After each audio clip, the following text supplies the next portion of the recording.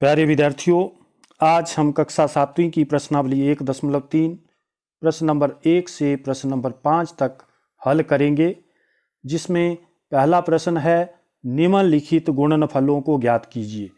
इस प्रश्न में भाग ए से लेकर भाग जे तक भिन्न भिन्न पूर्णांकों के गुणनफल हमें ज्ञात करने हैं।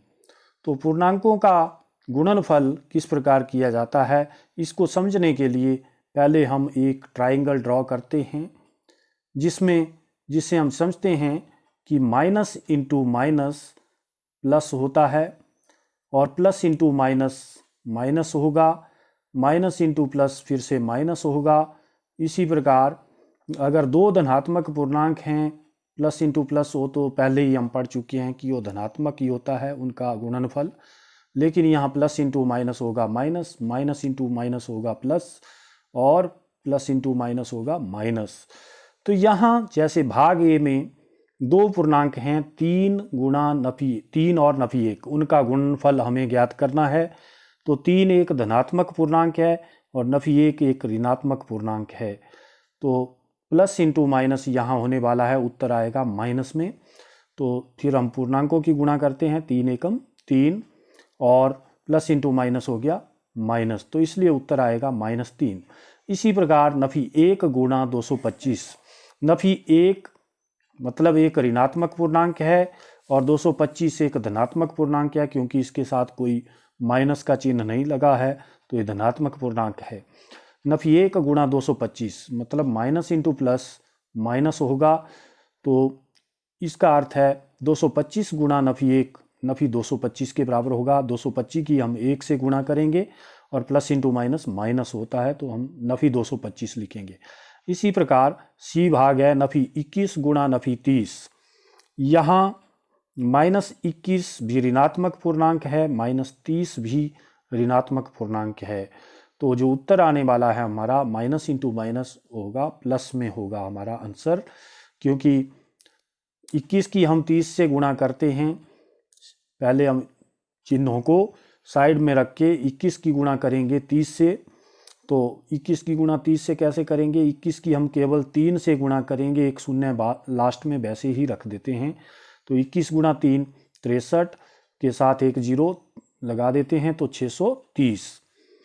इस प्रकार 21 गुणा 30 आ गया 630, लेकिन माइनस के हैं दोनों, माइनस इंटू माइनस क्या होता है प्लस, तो प्लस का 630 इसका उत्तर होगा। इसके बाद डी पार्ट है -316 गुणा -1। जब इनका गुणनफल हम ज्ञात करेंगे, फिर से माइनस इंटू माइनस होगा प्लस, तो ये प्लस का 316 आएगा, क्योंकि 316 गुणा 1 करेंगे, 316 की 1 से गुणा करेंगे हम 316 और माइनस इंटू माइनस हो जाएगा प्लस। इसी प्रकार अब डी पार्ट है -15 गुणा 0 गुणा नफी 18। जब हम इनका गुणनफल करेंगे तो जीरो से जब किसी भी पूर्णांक की हम गुणा करते हैं तो जीरो ही आता है। 0 गुणा नफी 18 करेंगे, फिर से नफी 18 से जब गुणा करेंगे तो ये आ जाएगा 0। तो अब एफ भाग है नफी 12 गुणा नफी 11 गुणा 10। अब यहाँ हम पहले दो पूर्णांकों नफी 12 और नफी 11 का गुणनफल ज्ञात करते हैं। माइनस इंटू माइनस प्लस होगा और 12 गुणा 11 हो जाता है 132, प्लस का 132 गुणा 10। तो धनात्मक पूर्णांकों का गुणनफल तो अब पहले से करते आए हैं। 132 गुणा 10 करेंगे, तो 132 गुणा 10 कैसे करेंगे, एक शून्य है इसमें, लास्ट में वैसे ही रहने देंगे। 132 की केवल हम 1 से गुणा करेंगे, 132 एकम 132, उसके साथ जीरो लास्ट में लगा देंगे, तो ये बन जाता है 1320। इसी प्रकार अब जी भाग है 9 गुणा नफी 3 गुणा नफी 6। तो यहाँ पर हम क्या करते हैं, 9 की गुणा करते हैं नफी 3 गुणा नफी 6 से। तो नफी 3 गुणा नफी 6 की गुणा हम पहले कर लेते हैं, 9 को वैसे रहने देते हैं। तो 9 गुणा नफी 3 गुणा नफी 6 बन जाता है प्लस का 18, क्योंकि माइनस इंटू माइनस हो जाता है प्लस, 3 छिके 18। 9 गुणा 18 फिर करते हैं तो ये बनता है 162। इसको हम इस प्रकार भी कर सकते हैं कि 9 की पहले आप नफी 3 से गुणा करेंगे, प्लस इंटू माइनस -27 बनेगा। 9 गुणा 3 27, लेकिन प्लस इंटू माइनस माइनस, और -27 की फिर आप नफी 6 से गुणा करेंगे, तब ये जो उत्तर आने वाला है हमारा नफी 27 गुणा नफी 6 वो किसके बराबर होगा 162 प्लस का। क्यों? क्योंकि 27 गुणा 6 जब करते हैं 162 और माइनस इंटू माइनस प्लस, तो प्लस का 162, जिसको प्लस का साइन हम नहीं लिखते हैं इसके साथ, तब भी ये प्लस का है, मतलब धनात्मक पूर्णांक है। तो हमने देखा कि यहाँ पर जब माइनस इंटू माइनस करते हैं हम, उत्तर हमारा प्लस में आएगा। अब हम देखते हैं एच पार्ट में -18 इंटू -5 इंटू -4, मतलब नफी 18 गुणा नफी 5 गुणा नफी 4। तो यहाँ हम क्या करते हैं, पहले दो ऋणात्मक पूर्णांकों नफी 18 और नफी 5 का गुणनफल ज्ञात करते हैं, माइनस इंटू माइनस प्लस, और 18 5 90, प्लस का 90 आ जाएगा।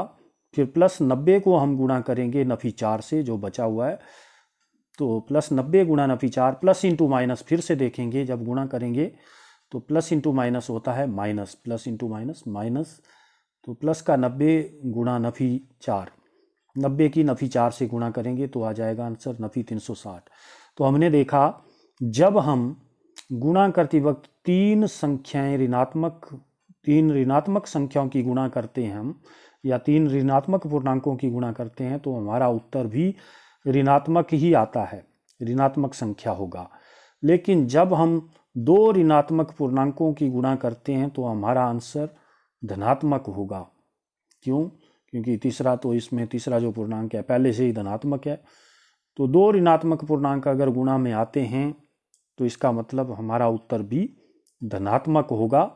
अगर तीन ऋणात्मक पूर्णांक गुणा में आते हैं हमारा उत्तर ऋणात्मक पूर्णांक होगा। अब हम आई पार्ट करते हैं जिसमें भी तीन ऋणात्मक पूर्णांक हैं, नफी 1 गुणा नफी 2 गुणा नफी 3 गुणा 4।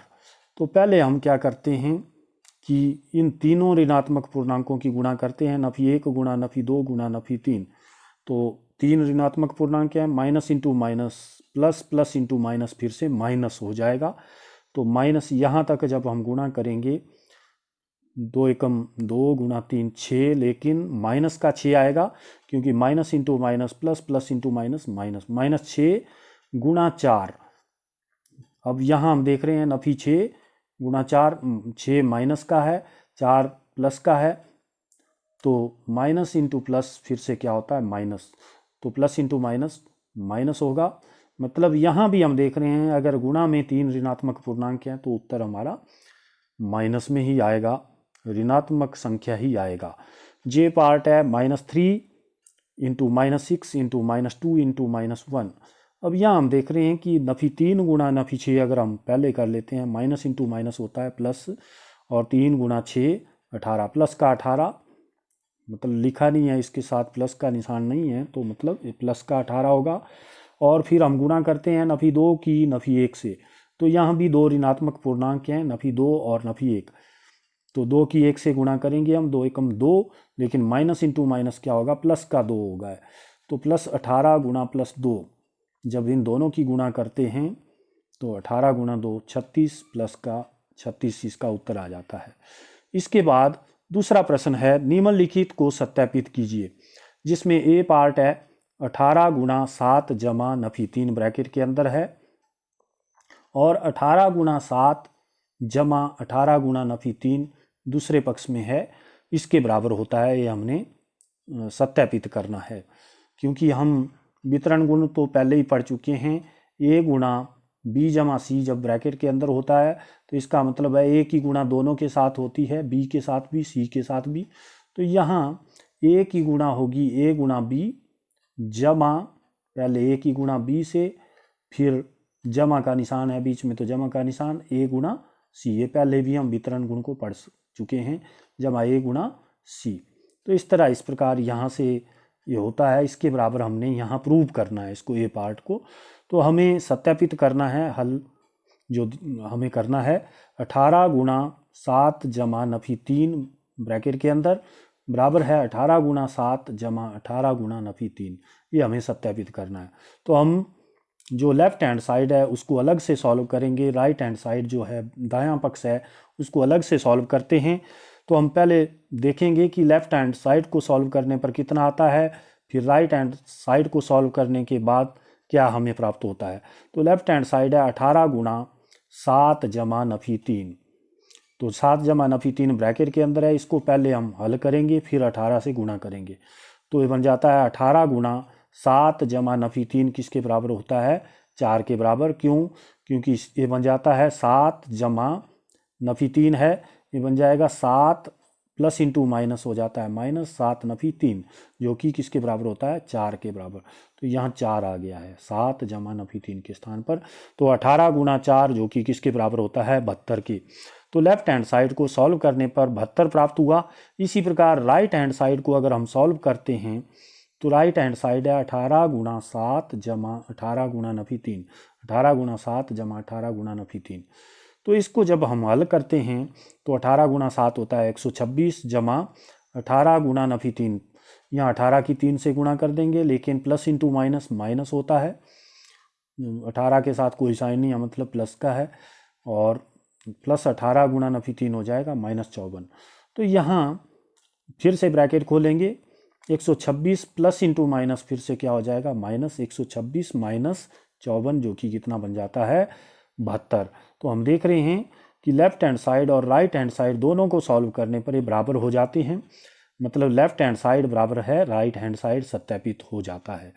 इस प्रकार यह सत्यापित हो जाता है कि 18 गुणा 7 जमा नफी 3 ब्रैकेट के अंदर बराबर है 18 गुणा 7 जमा 18 गुणा नफी 3, इसके बराबर होगा।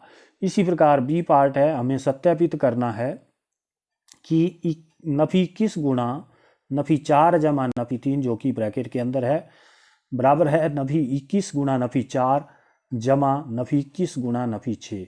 ये हमें सत्यापित करना है। जो वितरण गुण है 21 गुणा नफी 4 जमा 21 गुणा नफी 6, इसके बराबर होगा। तो लेफ्ट हैंड साइड को पहले हम सॉल्व करते हैं। लेफ्ट हैंड साइड क्या है, नफी 21 गुणा नफी 4 जमा नफी 6, जिसको सॉल्व करते हैं हम तो नफी 21 गुणा ये बन जाता है नफी 4 जमा नफी 6, जब ब्रैकेट खोलेंगे Nafi 4 plus into minus minus Nafi 4 Nafi 6 हो गया नफी 10, तो नफी 21 गुणा नफी 10। अब यहाँ 21 की 10 से गुणा करेंगे, 21 गुणा 10 हो गया 210, और माइनस इंटू माइनस भी क्या होता है, प्लस, प्लस का 210।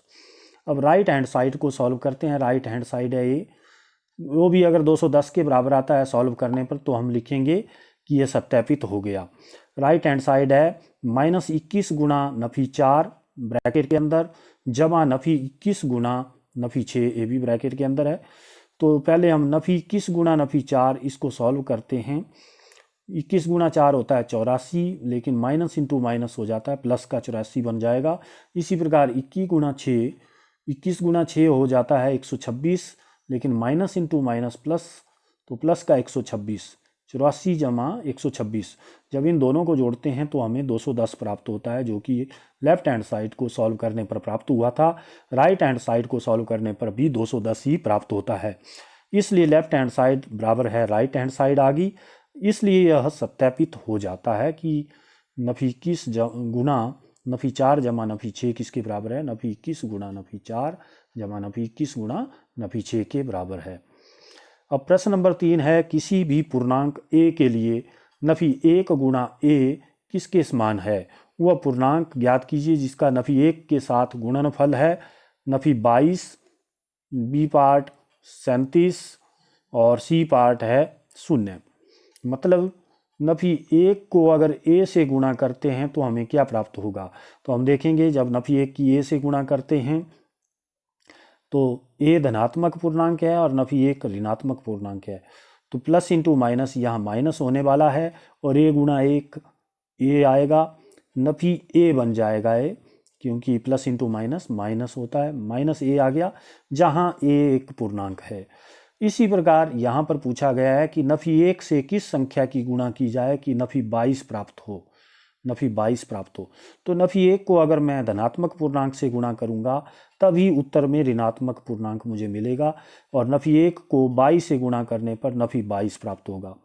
अब नफी 1 को किस पूर्णांक से गुणा की जाए कि प्लस का 37 प्राप्त हो, तो हमें पता है कि ऋणात्मक माइनस इंटू माइनस प्लस होता है, तो नफी 1 को नफी 37 से गुणा करते हैं तभी प्लस का 37 आएगा, क्योंकि माइनस इंटू माइनस हो जाएगा प्लस और 37 एकम 37 प्लस का 37।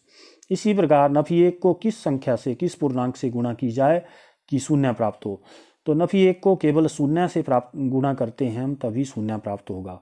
तो यहाँ खाली स्थान में शून्य आ जाएगा, यहाँ खाली स्थान में नफी 37 था, यहाँ खाली स्थान में 22 होगा।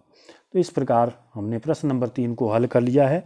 चौथा प्रश्न है, नफी 1 गुणा 5 से आरंभ करके विभिन्न गुणनफलों द्वारा कोई पैटर्न दर्शाते हुए नफी 1 गुणा नफी 1 बराबर है 1 को निरूपित कीजिए। तो हमने यह दिखाना है कि माइनस इंटू माइनस प्लस होता है, मतलब -1 गुणा -1 किसके बराबर होता है, +1 के बराबर होता है। तो इसको हमने दिखाना है। तो यहाँ हम क्या करते हैं, देखिए, क्योंकि माइनस इंटू प्लस -1 गुणा 5, -1 गुणा 5 इसका अर्थ है नफी 1 की 5 बार गुणा, अर्थात नफी 1 की 5 बार गुणा का मतलब है नफी 1 को 5 बार जोड़ना। नफी 1 जमा नफी 1 जमा नफी 1, जब हम इसको जोड़ेंगे 5 बार, जमा नफी 1 जमा नफी 1 जमा नफी 1, जो कि किसके बराबर होता है, नफी 5। ये है नफी 1 गुणा 5 का मतलब नफी 1 को 5 बार गुणा करेंगे, इसका अर्थ है नफी 1 को स्वयं नफी 1 में 5 बार जोड़ना। नफी 1 जमा नफी 1 जमा नफी 1 जमा नफी 1 जमा नफी 1, जो कि नफी 5 होता है। इसी प्रकार नफी 1 गुणा 4 करेंगे, नफी 4 आएगा। नफी 1 गुणा 3 करेंगे, नफी 3 आएगा। नफी 1 गुणा 2 करेंगे, नफी 2 आएगा। या इस प्रकार भी हम इसको समझ सकते हैं कि माइनस इंटू प्लस माइनस ही होगा, प्लस इंटू माइनस माइनस होता है। -1 गुणा 1 करेंगे तब भी -1 आएगा, और नफी 1 गुणा 0 करेंगे तो 0 आएगा। नफी 1 गुणा 0, क्योंकि किसी भी पूर्णांक को हम शून्य से गुणा करते हैं तो शून्य प्राप्त होता है।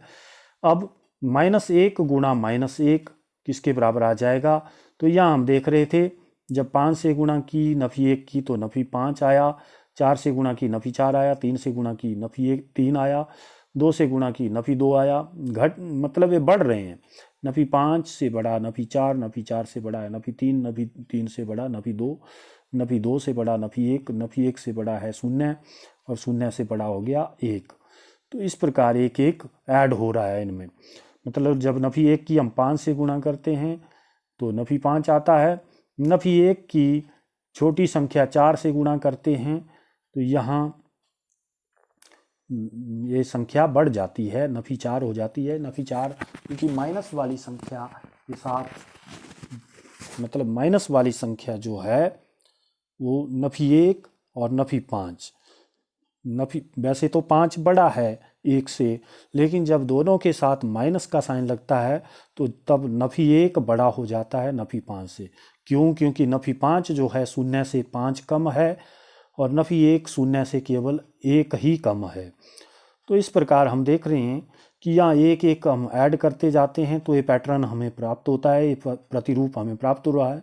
नफी 5 जमा 1 नफी 4, नफी 4 जमा 1 नफी 3, नफी 3 जमा 1 नफी 2, नफी 2 जमा 1 नफी 1, नफी 1 जमा 1 0, 0 जमा 1 1। तो इस तरह से एक एक जोड़ के हमें प्रतिरूप प्राप्त हो रहा है। तो इस प्रकार इस पैटर्न से यह निष्कर्ष निकलता है कि एक ऋणात्मक पूर्णांक और एक धनात्मक पूर्णांक का गुणनफल ऋणात्मक होता है। मतलब एक ऋणात्मक पूर्णांक की हम गुणा करते हैं धनात्मक पूर्णांक से तो हमें ऋणात्मक पूर्णांक ही प्राप्त होता है। लेकिन यदि दोनों ऋणात्मक पूर्णांक हैं तो उनका गुणनफल धनात्मक होता है। दो ऋणात्मक पूर्णांकों का गुणनफल धनात्मक होता है। दोनों ही पूर्णांक ऋणात्मक हैं तो उनका गुणनफल क्या होगा, धनात्मक। ये हम पहले भी पढ़ चुके हैं प्रश्न नंबर 1 में। तो इस प्रतिरूप से हमने ये सिद्ध भी कर लिया, ज्ञात भी कर लिया कि दो ऋणात्मक पूर्णांकों का गुणनफल धनात्मक पूर्णांक होता है, और अगर एक पूर्णांक धनात्मक है एक ऋणात्मक है तो उनका गुणनफल ऋणात्मक होगा। इसके बाद प्रश्न नंबर 5 है, उचित गुणों का उपयोग करते हुए गुणनफल ज्ञात कीजिए, जिसमें ए पार्ट है 26 गुणा नफी 48 जमा नफी 48 गुणा नफी 36। इसी प्रकार ये पार्ट ए से लेकर एच तक जो हैं हमने हल करने हैं। जो पूर्णांकों के गुण हम पढ़ चुके हैं पहले भी, उनके द्वारा हम इन पार्ट्स को हल करेंगे, पार्ट ए से लेकर पार्ट एच तक। तो पार्ट ए है 26 गुणा नफी 48 जमा नफी 48 गुणा नफी 36। तो हम देख रहे हैं नफी 48 एक ऐसा पूर्णांक है जो 26 को भी गुणा कर रहा है, और नफी 48 एक ऐसा पूर्णांक है जो नफी 36 को भी गुणा कर रहा है, मतलब ये दोनों में कॉमन है। तो ये ब्रैकेट के बाहर आ जाता है नफी 48, और इसको हम लिखते हैं, क्योंकि हमने पढ़ा है वितरण गुण से। वितरण गुण क्या बोलता है कि ए गुणा सी जमा या ए गुणा बी जमा ए गुणा सी किसके बराबर होता है, ए गुणा बी जमा सी पूरा ब्रैकेट के अंदर बी जमा सी, तो इसके बराबर होता है। तो यहाँ हम इसी वितरण गुण का जो प्रयोग करेंगे, तो उससे हम देख रहे हैं कि ए यहाँ कॉमन था, दोनों में ए बी को भी गुणा कर रहा था और ए सी को भी गुणा कर रहा था, तो ये दोनों में कॉमन आ जाता है और ब्रैकेट के अंदर क्या रहेगा, बी प्लस सी। इसी प्रकार यहाँ नफी 48 दोनों में कॉमन आ जाता है और ब्रैकेट के अंदर क्या रहेगा, 26 जमा का निशान है यहाँ, 26 जमा नफी 36, क्योंकि ये दोनों को गुणा कर रहा है तो गुणा का निशान हमने बाहर लगा लिया है। नफी 48 दोनों में कॉमन आ गया, नफी 48 गुणा 26 जमा नफी 36, जैसे बी जमा सी ब्रैकेट के अंदर रह गया था, इसी प्रकार यहाँ बी के स्थान पर हम 26 और सी के स्थान पर नफी 36 लिख सकते हैं। तो बी के स्थान पर है 26, नफी 48 की गुणा है 26 से, इसी प्रकार नफी 48 की गुणा है नफी 36 से। तो इस बात का ध्यान रखना है, जो कॉमन है दोनों में वही ब्रैकेट के बाहर आएगा। नफी 48 दोनों में कॉमन है तो यही ब्रैकेट के बाहर आएगा और अंदर बचेगा 26 जमा नफी 36। तो नफी 48 गुणा, अब 26 जमा नफी 36 जो होता है एक धनात्मक पूर्णांक है और दूसरा ऋणात्मक, तो इनका जो योग होगा, मतलब दोनों को हम घटाएंगे और जो बड़ी संख्या के साथ साइन है वो लगा देते हैं हम। 36 के साथ जो साइन है ऋणात्मक पूर्णांक है, मतलब ये, तो माइनस का साइन इसमें आएगा। 26 जमा नफी 30 मतलब 26 नफी 36, जो कि किसके बराबर हो जाता है, 26 नफी 36 नफी 10 के बराबर। तो नफी 48 गुणा नफी 10, अब माइनस इंटू माइनस होता है प्लस, 48 गुणा 10 हो गया 480। इसी प्रकार हम बी भाग में किसी दूसरे गुण का प्रयोग करेंगे। यहाँ जो गुण भाग ए में हमने प्रयोग किया वो कौन सा गुण है, वो है वितरण गुण, वितरण गुण या डिस्ट्रीब्यूटिव प्रॉपर्टी। लेकिन भाग बी में हम किस गुण का प्रयोग करते हैं, 8 गुणा 53 गुणा नफी 125। तो हम क्या करते हैं, क्रम को बदल देते हैं, यहाँ 8 की गुणा कर देते हैं नफी 125 से, और 53 को हम पहले लिख लेते हैं, 53 को रहने देते हैं ऐसे ही। तो हम 53 गुणा 8 गुणा नफी 125, ये क्यों किया हमने चेंज क्रम को, क्योंकि 8 की गुणा नफी 125 के साथ करेंगे तो लास्ट में एक तो इकाई के स्थान पर जीरो आ रही है, लास्ट में जितनी जीरो आएगी तो उसकी गुणा करनी, जैसे 100 की 1000 की गुणा करना इजी रहता है। तो इस प्रकार क्रम को व्यवस्थित कर रहे हैं, 8 और नफी 125 की गुणा पहले कर रहे हैं। तो क्रम विनिमयता गुण क्या बोलता है कि ए गुणा बी गुणा सी बराबर है, इस तरह से है, तो इसको हम लिखते हैं ए गुणा बी गुणा सी। चाहे हम ए की पहले बी से गुणा कर लें फिर सी से करें, या चाहे बी और सी की पहले गुणा कर लें फिर ए से गुणा करें, या इस तरह भी ए गुणा सी कर लें पहले गुणा बी कर लें। इस तरह से क्रम को हम बदल सकते हैं। तो यहाँ हमने क्या किया, 8 की गुणा नफी 125 के साथ कर ली, ठीक है। तो 8 गुणा नफी 125 से हो जाता है नफी 1000, क्योंकि यहाँ 125 की गुणा 8 से इजी है, गुणा करते हैं तो 8 5 40, असल 4, 12 8 96 और 4 100। तो यहाँ plus into minus minus, minus 1000 आ जाता है। माइनस 1000 गुणा 53 जब हम करेंगे तो बन जाएगा, 53 की गुणा हम केवल नफी 1 से करेंगे, बाकी 3 जीरो हम लास्ट में ऐसे ही लगा देते हैं। 53 गुणा Nafi 1 Nafi 53, plus into minus minus होगा, नफी 53 के साथ 3 जीरो मतलब नफी 53,000। तो इस प्रकार इसका बी पार्ट हमने हल कर लिया। अब सी पार्ट है 15 गुणा नफी 25 गुणा नफी 4 गुणा नफी 10। तो यहाँ भी हम क्रम विनिमेयता का प्रयोग करेंगे।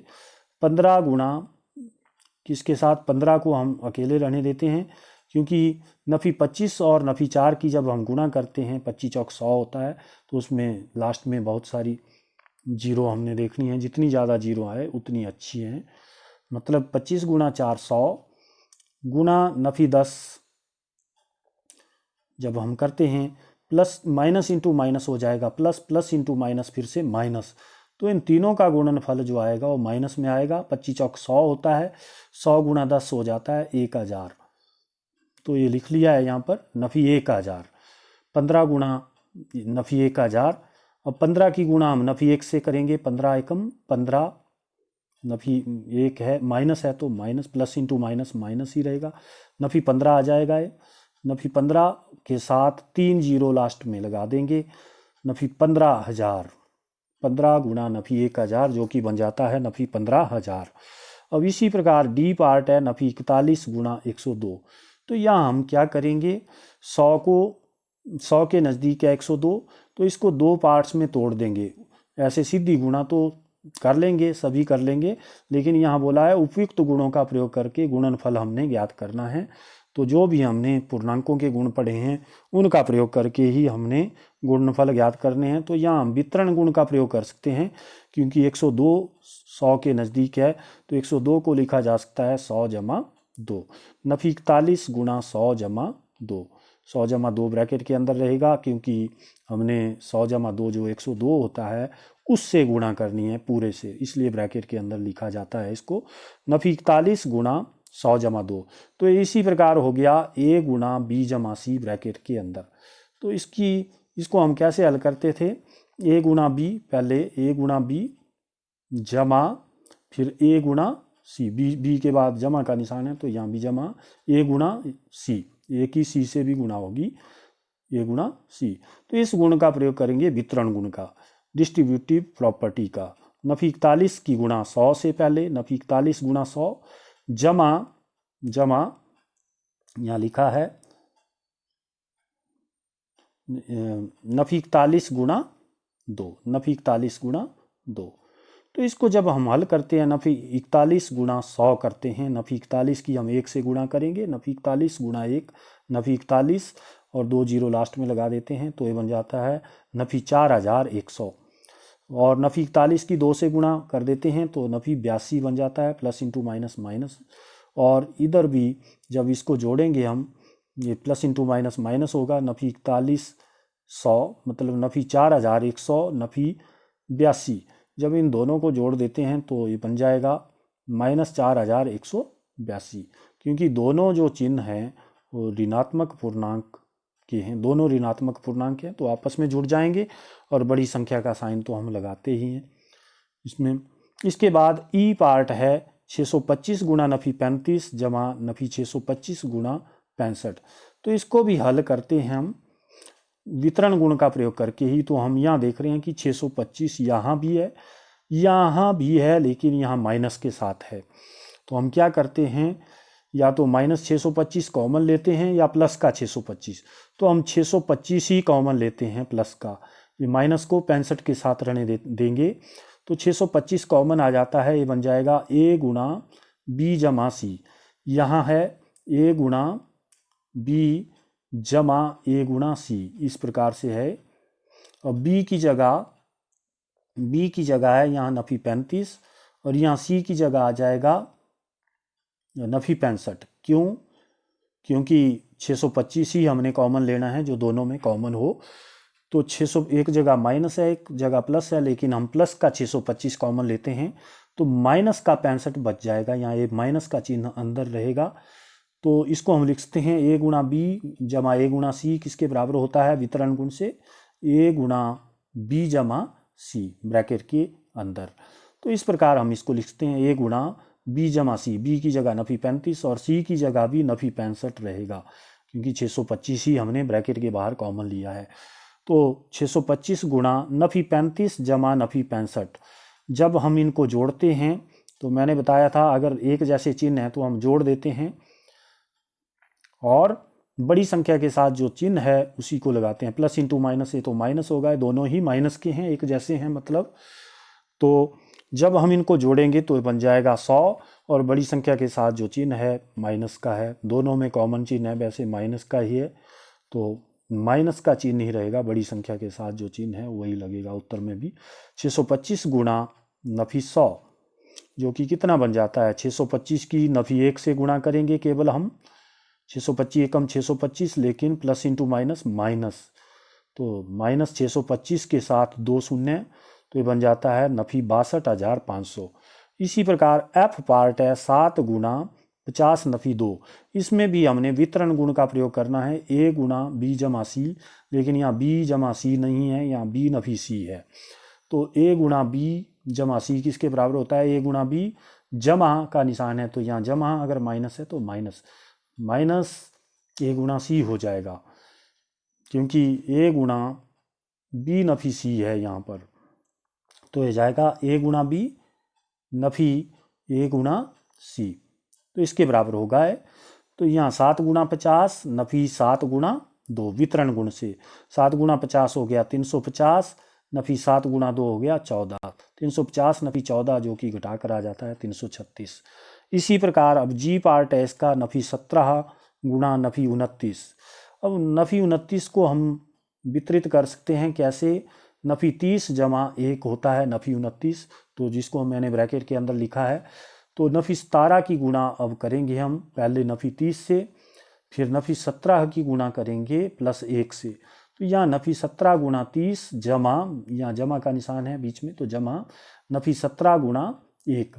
जब इनको गुणा करते हैं तो वितरण गुण से हम देखते हैं कि नफी 17 गुणा 30 जो है किसके बराबर होगा, नफी 30 है यहाँ, माइनस इंटू माइनस हो जाएगा प्लस, प्लस का 510 क्योंकि यहाँ माइनस है, तो माइनस इंटू माइनस, ऊपर भी देख रहे हैं माइनस 30 है, तो माइनस इंटू माइनस प्लस, और 17 गुणा 30, 17 की गुणा हम 3 से करेंगे केवल, 17 गुणा 3 51 है, और साथ में 0 है 510, और नफी 17 गुणा 1 जो कि किसके बराबर हो जाता है, नफी 17 के बराबर। तो 510 plus into minus minus, 510 minus 17 जो कि 493 आ जाता है हमारा उत्तर। तो इसका लास्ट भाग एच पार्ट है -57 गुणा -19 एच पार्ट में जमा 57। तो यहाँ हम वितरण गुण का प्रयोग कैसे करें, हम देख रहे हैं कि 57 यहाँ भी है यहाँ भी है, पर यहाँ नफी 57 है यहाँ प्लस का 57 है, तो हम क्या चीज़ कॉमन ले सकते हैं इसमें से वो देखना है हमें। तो यहाँ हम प्लस 57 को लिखते हैं, प्लस 57 गुणा 1 जो कि अगले स्टेप में हमने यहाँ लिखा है, बाकी नफी 57 गुणा नफी 19 वैसे ही रहने दिया है, और प्लस 57 गुणा 1, तो हम नफी माइनस इंटू माइनस पता है हमें कि प्लस हो जाएगा, माइनस इंटू माइनस प्लस हो जाता है, इसलिए हमने दोनों के साइन यहाँ से हटा दिए हैं। 57 गुणा 19 लिखते हैं इसको, 57 गुणा 19 भी उतना ही आएगा उत्तर, और -57 गुणा -19 भी, क्योंकि माइनस इंटू माइनस प्लस हो जाता है, और यहाँ प्लस 57 गुणा 1 लिखते हैं हम, 57 को वैसे ही लिखा है। तो अब हम देख रहे हैं कि 57 दोनों में कॉमन है, तो 57 को कॉमन लेते हैं, और ब्रैकेट के अंदर 19 जमा 1 बच जाएगा, क्योंकि ये ब्रैकेट के अंदर लिखा है अब हमने, तो 57 जो ब्रैकेट के बाहर आया उसको एक बार लिखेंगे, इसका मतलब ये है कि 57 19 को भी गुणा कर रहा है, 57 1 को भी गुणा करेगा, जो दोनों का गुणनफलों का योग होगा वही इसका उत्तर होगा। 57 गुणा 19 यहाँ जमा 57 गुणा 1 दोनों का गुणनफलों का योग है। तो इसको हम इस प्रकार भी लिख सकते हैं, क्योंकि ये है ए गुणा बी जमा ए गुणा सी, जो कि किसके बराबर होता है, ए गुणा, ये दोनों में कॉमन है, ए गुणा ब्रैकेट के अंदर क्या आ जाता है, बी जमा सी, तो ए गुणा बी जमा सी, यहाँ पर ए की जगह 57 है और बी जमा सी मतलब बी की जगह 19 और सी की जगह 1 है, तो 19 जमा 1 57 गुणा 20 बन जाता है, जिसको हम लिखते हैं 1140, क्योंकि 57 की केवल हम 2 से गुणा करेंगे, 1 0 लास्ट में वैसे ही लगा देते हैं, 7 दूने 14 असल 1 5 दूने 10 और 1 11, 1140 इसका आंसर आ जाता है।